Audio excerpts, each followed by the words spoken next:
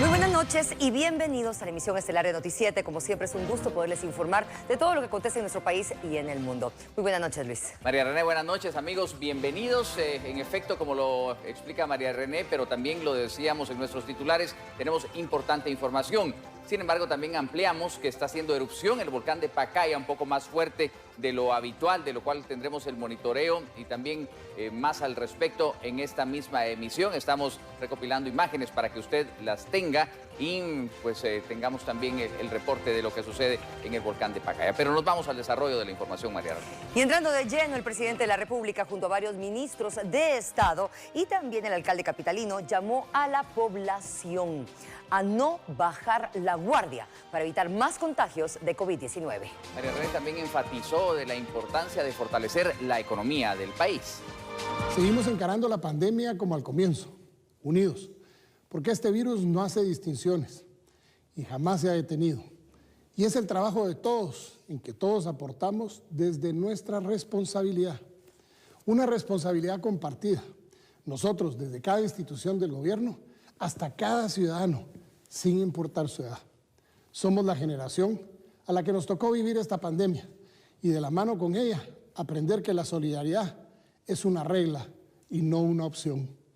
Porque debemos trabajar juntos, ser responsables juntos, porque esta enfermedad no es más grande que nuestra voluntad de salir adelante.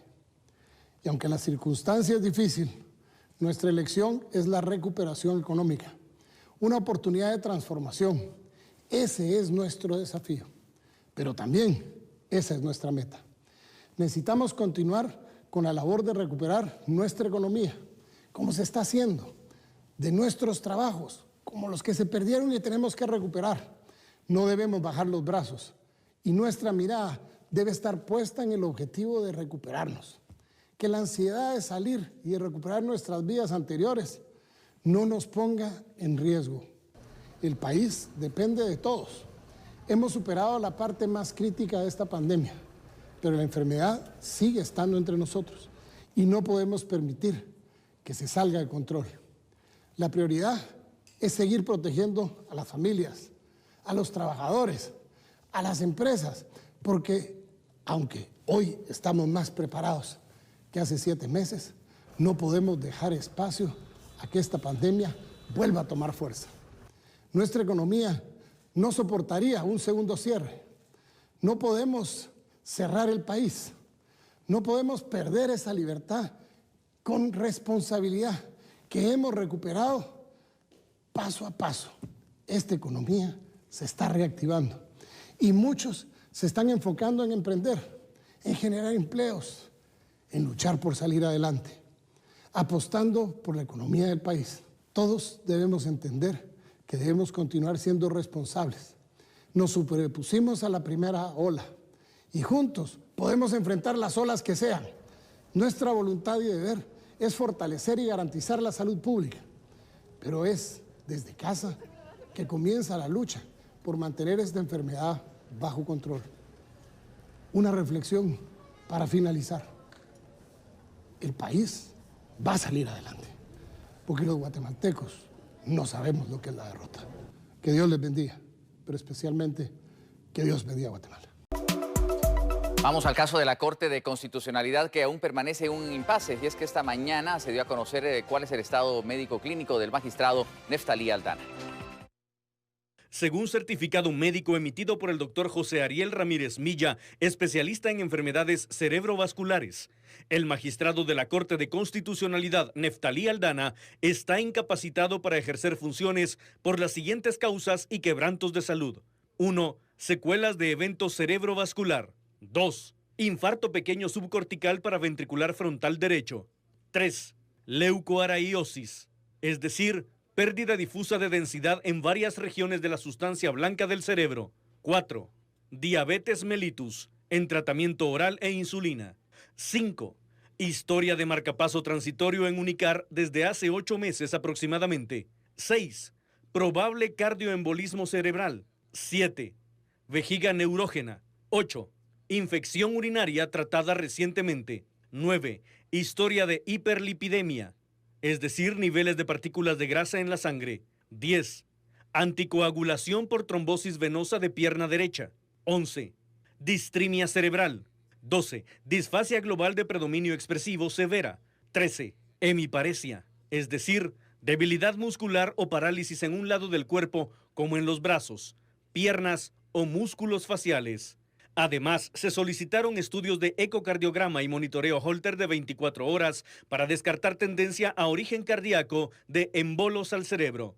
Antecedentes. A solicitud del hijo del licenciado Neftalí Aldana, se extendió la certificación médica el 5 de octubre pasado, firmado por el neurólogo José Ariel Ramírez Milla. Según consta en el certificado médico, el licenciado Neftalí Aldana Herrera, a partir de su primera consulta el 20 de agosto de 2020, se presentó en silla de ruedas y acompañado por su hijo, debido al trastorno del habla del padre. Según indicó, el cuadro neurológico se registró súbitamente el 3 de julio, mientras desayunaba. Su esposa notó que presentaba mirada perdida y alteración de conciencia, por lo que fue llevado de emergencia a un hospital privado donde se identificó hipertensión arterial. Su egreso del centro asistencial fue el 7 de julio pasado. Al revisar el estudio de tomografía cerebral, existe evidencia de infarto cerebral antiguo, así como otros cambios indicativos consistente con enfermedad isquémica crónica, es decir, enfermedad en las arterias. Al revisar tomografía, se confirma el infarto agudo y el 18 de julio fue reingresado al mismo hospital por un episodio de saturación de oxígeno. El paciente tiene antecedentes de hipertensión arterial por 5 años e infarto cerebral. Previo a la evaluación del neurólogo, se le diagnosticó un trombo venoso en la pierna derecha, también con antecedente de colocación de marcapaso cardíaco aproximadamente 8 meses. Además, en tratamiento antihipertensivo. El 1 de septiembre fue visto en reconsulta, nuevamente en compañía de su hijo y en silla de ruedas, evidenciándose trastorno del habla significativo, y al hacerle preguntas, no habla espontáneamente y cuenta con dificultad para seguir órdenes simples, con debilidad en sus extremidades. Además, se le documentó infección urinaria, para lo cual recibió tratamiento antibiótico. Finalmente, en el electroencefalograma, evidenció foco irritativo y estructural en región frontoparietal y temporal izquierda, agregando tratamiento anticonvulsivante. Por lo anterior, según el certificado médico, actualmente el licenciado Neftalí Aldana Herrera, profesor universitario y bajo licencia en la Corte de Constitucionalidad, está incapacitado para ejercer sus funciones laborales desde el punto de vista físico, así como de su trastorno del habla, lo que incluye requerimiento para reposo en casa con indicación médica de enfermería las 24 horas del día, monitoreo de sus signos vitales, fisioterapia y terapia del habla diarias. El abogado constitucionalista Estuardo Ralón dio su opinión al respecto de este informe médico del magistrado Aldana.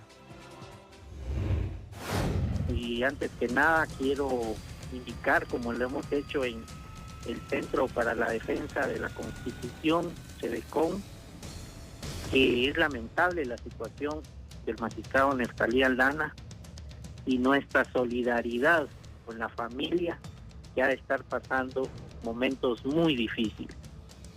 Tal como la propia familia lo había solicitado ya desde hace varios días, el magistrado Neftalí Aldana no puede ejercer funciones jurisdiccionales, no tiene la capacidad de movilidad, de poder hablar, de poder argumentar en una ponencia, de poder escribir, que son, digamos, las actividades propias en el día a día en la Corte de Constitucionalidad.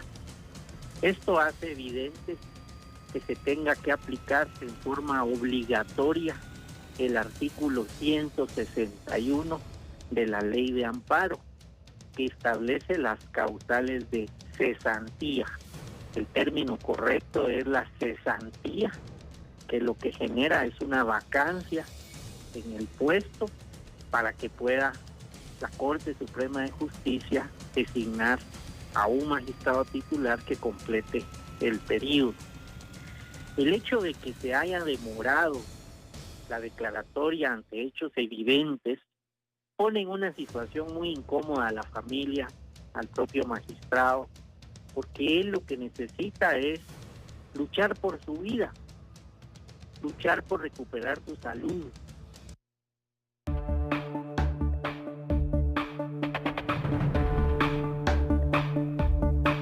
Este sigue siendo un tema muy importante de abordar y pues hay que facilitar su comprensión. Por eso hemos convocado a la magistrada de la Corte de Constitucionalidad, Dina Ochoa, para conocer también de cerca sus reacciones, que es lo que ahora puede pasar toda vez que han estado en reuniones. De hecho, ayer había en la reunión del Pleno una propuesta de cesantía que no se terminó firmando. Entonces queremos pues que ustedes, amigos televidentes, comprendan y que podamos alcanzar a través de esta entrevista algunos puntos importantes y clarificar estas ideas. Así que quiero darle la cordial bienvenida. Magistrada, gracias por estar esta noche aquí en nuestros estudios. Muchísimas gracias, Luis. Muchas gracias a Noticiete y doy las buenas noches a todo el público en general que nos está viendo a través de este canal y agradeciendo definitivamente que se pueda saber todas las circunstancias que están pasando y que la ciudadanía se empape de la situación.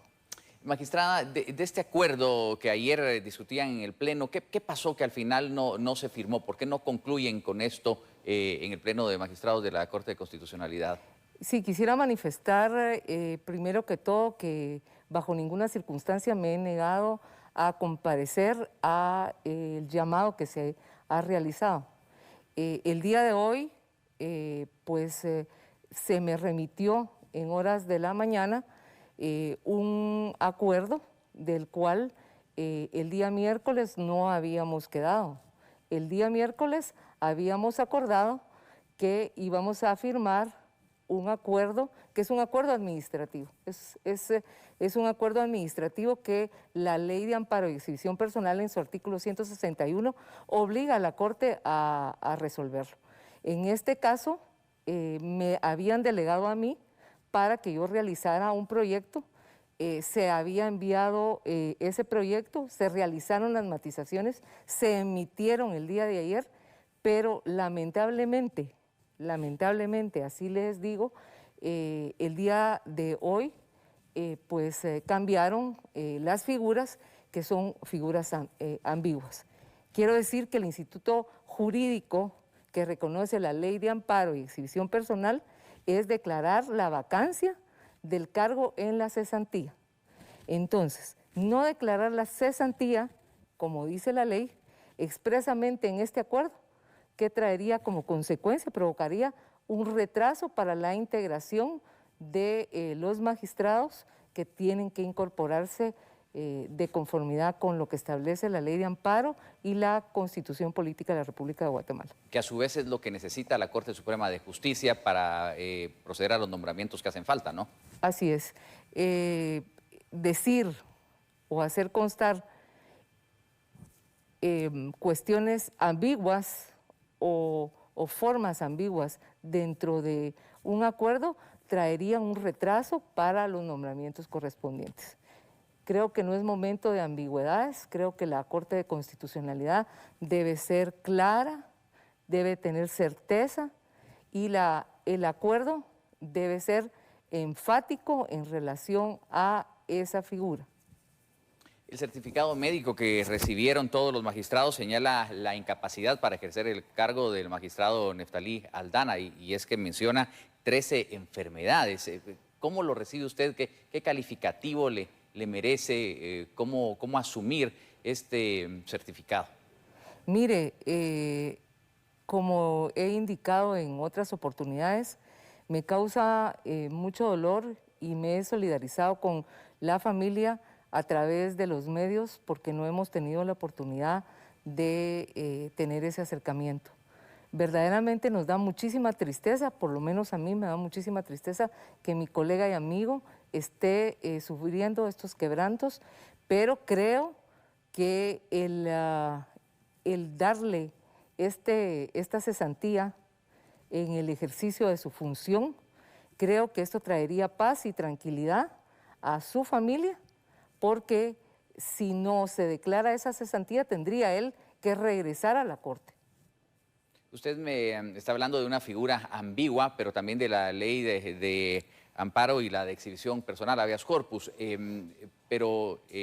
si se están usando estas figuras, para usted, ¿cuál es el camino correcto? ¿Qué es lo que debería hacerse? Pues el camino correcto es en el que habíamos acordado. El día miércoles acordamos la cesantía, es la figura que está establecida en la Ley de Amparo y Exhibición Personal en su artículo 161. Trae como consecuencia la suspensión en el ejercicio del cargo. Pero esta ambigüedad que tenga que decir este acuerdo provocaría, como yo ya indiqué, un retraso en el cumplimiento de las obligaciones que tendría que tener la Corte Suprema de Justicia en el nombramiento de otra persona, otro profesional del derecho para que ocupe el cargo de titular, y también está pendiente el cargo de suplente en la Corte. ¿Pero qué contiene ese nuevo documento que le hacen llegar? ¿No habla de una cesantía entonces? No habla de una cesantía, habla de una figura totalmente distinta, que es la suspensión. Esa suspensión per se, nosotros los magistrados no podríamos conocerla. Esa suspensión tendría que conocerla tal cual lo dice la Constitución y la Ley de Amparo y Exhibición Personal, la magistrada presidenta, porque es una función de tipo administrativo. No nos compete a los magistrados conocer una figura totalmente distinta. Lo que nos compete y lo que nos manda la ley y nos obliga es el artículo 161, que dice que los magistrados cesarán en el cargo mediante un acuerdo y suspenderán en el ejercicio de la función a la persona que pues fue designada. Existen pues dentro de la ley de amparo y exhibición personal preceptos como la renuncia, figuras como estas y la incapacidad. A muchos, inclusive a nuestra ex colega y compañera, la doctora Consuelo Porras, quien renunció para ocupar el cargo de fiscal general, también se dictó un acuerdo.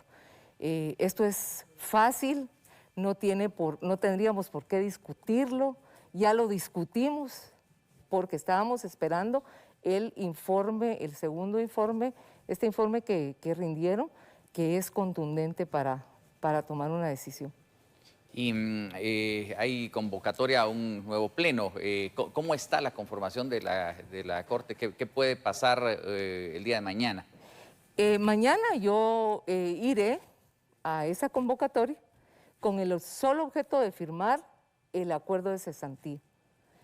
Otra figura no le podemos dar y otra figura no me pueden obligar. Como digo y repito, el día miércoles acordamos esa disposición, ese acuerdo, que es un acuerdo muy fácil, es un acuerdo administrativo. Quiero decirle a la población que no es una ponencia, no es una resolución jurisdiccional, sino es una resolución de tipo administrativo. ¿Y quiénes la respaldan en esta idea, magistrada? Bueno, nosotros los magistrados suplentes Marielos Araujo Bor y el magistrado Henry Philippe Comte Velázquez hicimos llegar precisamente un planteamiento al Pleno de la Corte para que salgamos de esta situación, para fortalecer el Estado de Derecho. Creo que la ciudadanía merece tener una Corte de Constitucionalidad que produzca ese efecto, una transparencia total. ¿Y cree usted lograr ese diálogo mañana con los demás magistrados? Yo siempre he estado en ese diálogo.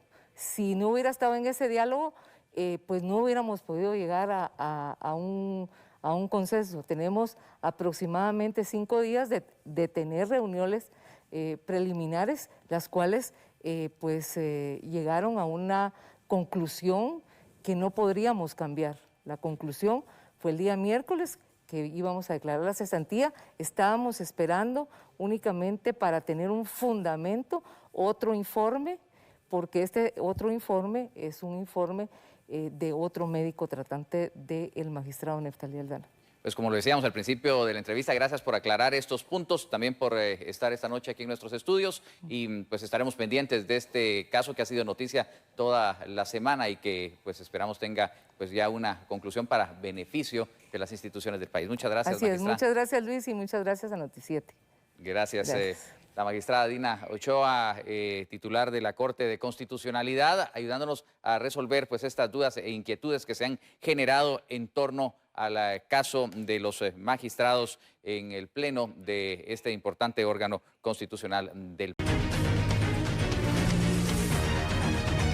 La fiscal general de la República y jefe del Ministerio Público, María Consuelo Porras, envió una carta al subsecretario interino de la Oficina de Asuntos del Hemisferio Occidental de los Estados Unidos, Michael Kozak, en la que explica el proceso del trámite de las denuncias administrativas contra 3 fiscales de la FESI. La misiva enviada por la fiscal general del Ministerio Público, María Consuelo Porras, literalmente dice: respetable subsecretario Kozak, tal como se lo manifesté en la reunión virtual que sostuve con usted el martes 29 de septiembre de 2020, como fiscal general de la República y jefe del Ministerio Público, mi actuación siempre será ajustada a derecho y a la ley. En ese sentido, todas las denuncias, según lo establece nuestro ordenamiento jurídico, deben ser tramitadas en cumplimiento al mandato constitucional del Ministerio Público. En el caso en mención, se dio trámite, como cualquier denuncia, porque la ley así lo determina.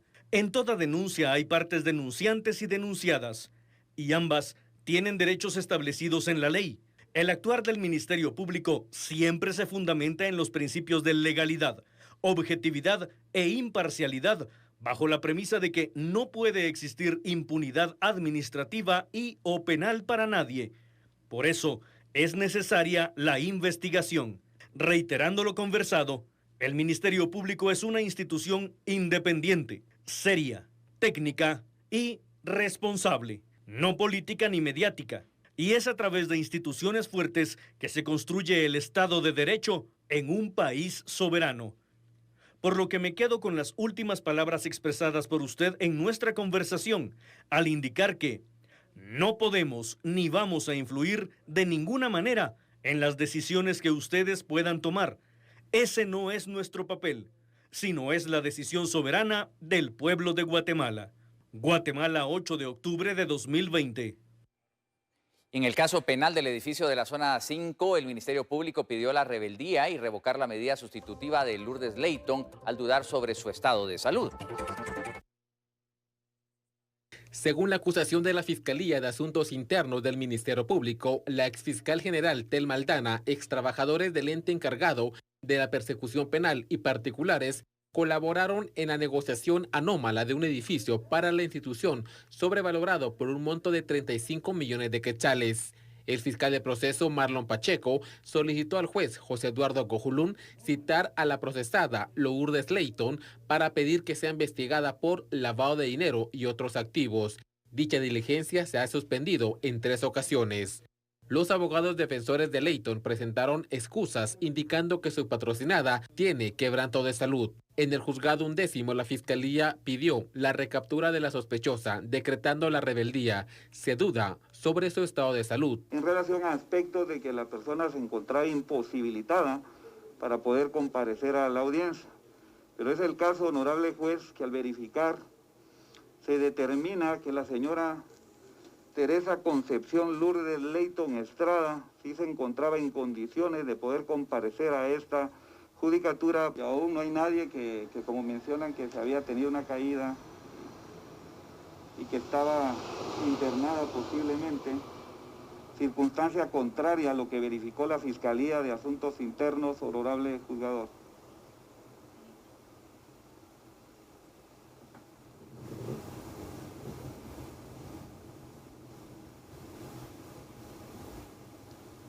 El juzgador no aceptó la solicitud de la Fiscalía, esperará un informe del Instituto Nacional de Ciencias Forenses, INACIF, para conocer su estado de salud. Pero sí le estoy claro, señor fiscal, deme tiempo que venga el informe del INACIF. Deme tiempo porque la controversia en lo que dice el doctor Mota y lo que dicen sus investigadores, creo que lo puede aclarar el Instituto Nacional de Ciencias Forenses. Por ahora todavía no me pronuncio sobre la rebeldía de la señora Leighton. Ya se envió el informe al Instituto Nacional de Ciencias Forenses para que se apersone al hospital y me diga y me evalúe a la señora e indique si está en las condiciones que se le requirió. Este viernes o la próxima semana, el INASIF presentará la evaluación médica practicada a Lourdes Leighton. Con ese documento, el juzgador resolverá si la procesada continúa con arresto domiciliario o regresa a una cárcel de forma preventiva.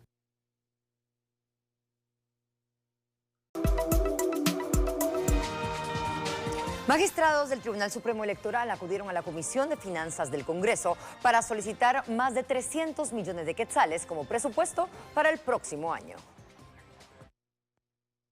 341 millones de quetzales solicita el Tribunal Supremo Electoral a la Comisión de Finanzas del Congreso como presupuesto para el próximo año.